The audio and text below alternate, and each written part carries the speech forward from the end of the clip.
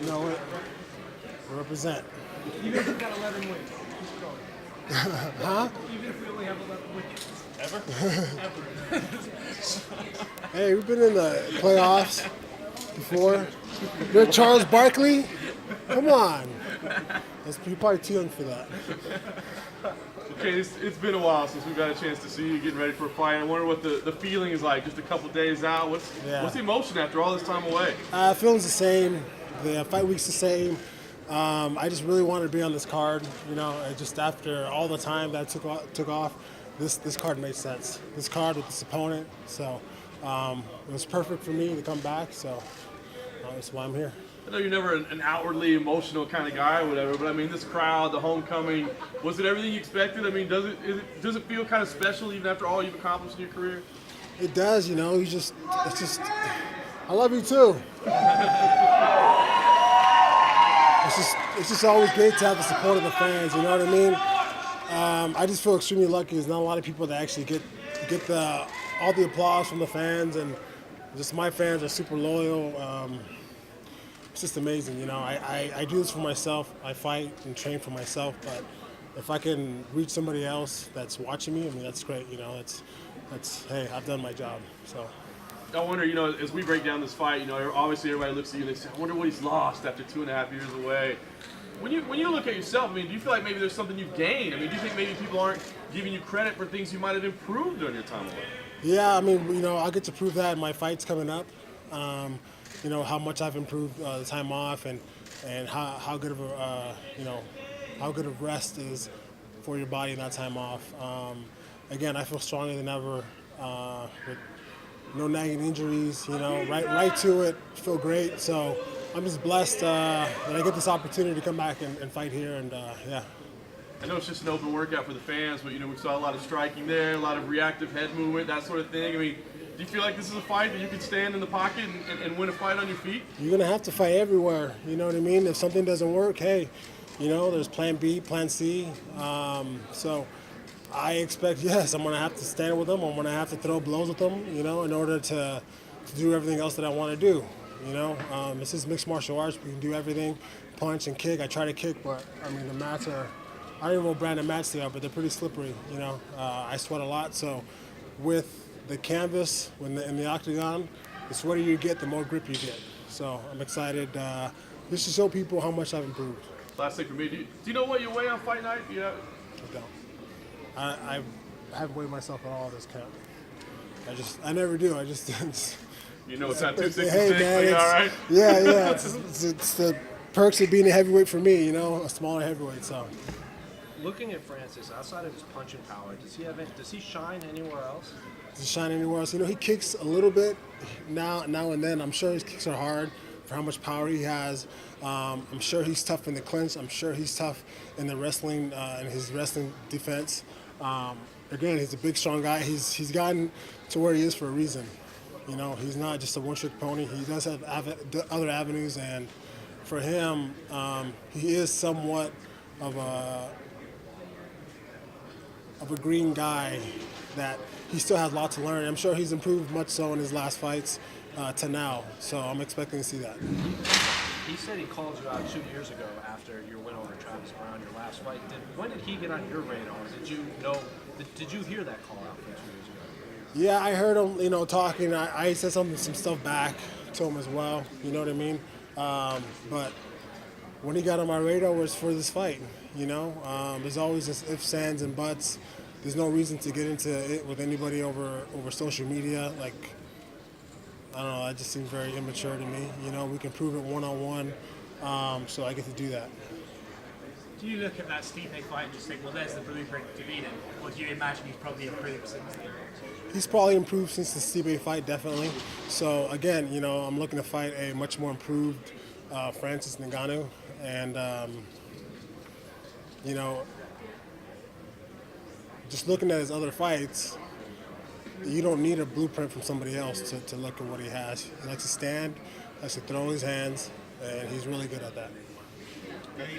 Regresas al octágono después de algún tiempo de inactividad y regresas aquí en Phoenix ante un oponente pues que dice llegar en altura, etcétera, etcétera. Pero, ¿qué puedes decir de tu regreso al octágono y sobre todo la afición que te sigue, la afición obviamente mexicana y también los latinos aquí? Sí, para mí el regreso a venir aquí en Phoenix, a pelear aquí en frente de mi familia, de mis amigos, era perfecto. El tiempo era perfecto para pelear contra alguien como Francis Ngannou, que pega bien duro, es bien peligroso, pero todos tienen una manera para ganar. Y yo ya sé cómo ganar contra él, y pues lo voy a hacer este domingo. We're always looking at the stakes of fight, you know, what a fight means. What does this one mean to you? Because obviously, you know, you're not going to be fighting for the heavyweight title anytime soon, I wouldn't imagine. So what does this fight mean to you? What are the stakes of it here? Just to come back, man. Just to come back. Again, to fight in this card, to fight against someone like Francis, who poses some threat. You know, it's a challenge that I would like to take head on. So. Cain, you mentioned Charles Barkley. Did you grow up a Suns fan at all? Hell yeah, I did. Yeah, man. I grew up in Yuma, Arizona. I rooted for all the Arizona teams, and yeah, that time that, you know, Charles Barkley was on the team with Kevin Johnson. You know, it was just like I wanted them to win so bad. It made me be a Suns fan. It made me slowly be an Arizona State fan. You know, being from here. So yeah. So what will it mean to be fighting in the place where the Suns play on Sunday? It's just great. It's just a blessing, you know, to come back. And again, for me, it was just the right card, the right opponent. You know, be fighting in my home state. I'm just happy for that. Francis has been one of the kind of on the forefront of this rise in African fighters, or fighters coming from Africa. I think there was a video of you trained in Senegal. Yes. It was on the Olympic channel. Did you gain a sense of, did they know what mixed martial arts means? Like in the UFC, do they know? Definitely. I went down there, and a lot of guys knew who I was and have watched film on me to kind of improve their sport as well, which Senegalese wrestling was awesome. It's kind of a mixture of sumo and boxing all into one. So it was great experience, and yeah, guys are doing just exactly what we're doing, you know, over there, and what they do in the culture of, even as kids, when everybody goes to the beach, they work out. And when the guys work out there on the beach, they're either running or they're either wrestling. So even as kids, they're wrestling on the beach. So I thought that was really cool, just to be there, you know, on the beach and having it filled with people. Everybody's doing something actively, and that's something that I've never seen anywhere else. And people usually go to the beach to hang out and chill and you know, relax and get some sun, but they're just working out, getting fit. I mean, that was awesome. How did you get to work with the Olympic? It was for the Olympic channel. The Olympic How channel, did you get yes. to work with them? They just called my manager up, Mike Fonseca, and just, you know, asked if I'd want to host this, and I've never done anything like that. So I got the opportunity to do it. Said yes, and you know, for me, just traveling and meeting and seeing new cultures was amazing. And I just did my ancestry. Like all my team knows that, because I've been telling them, and I have 1% from Senegal. Really? So I felt the connection when I was there, you know. I did. So yeah, I mean, yeah. What else on your ancestry did you not expect? Like, what else do you have like a percentage of that you wouldn't expect to be? So 2% Mali, West African, yeah, as well. A lot, and then Portuguese. I did not have any idea that I had any Portuguese in me. Portuguese as well, yes. Final question. A couple African heavyweights. Hey, Cain, Going at it, yes. Final question. first of all, welcome home. Thank you so much. A lot of people that I talk to can say this fight is the easiest. Move your head, shoot a low single, run the pipe, take it down, and beat it. Right? Yeah. For you, you can't think it's that easy. No, it's never that easy. For you, as far as the prediction goes, not even a prediction, but where do you see yourself starting to fight off? I mean, are you going to look to put heavy pressure on him and see where he bends or breaks, or are you going to try to move around and because you haven't been in the cage in 2 years, are you going to try to move around and feel what it is you want to do out there? Yeah, go after him, impose my will on him, you know, with the strong punches. Look for the takedown. I mean, in the strong punches, the takedown should present itself.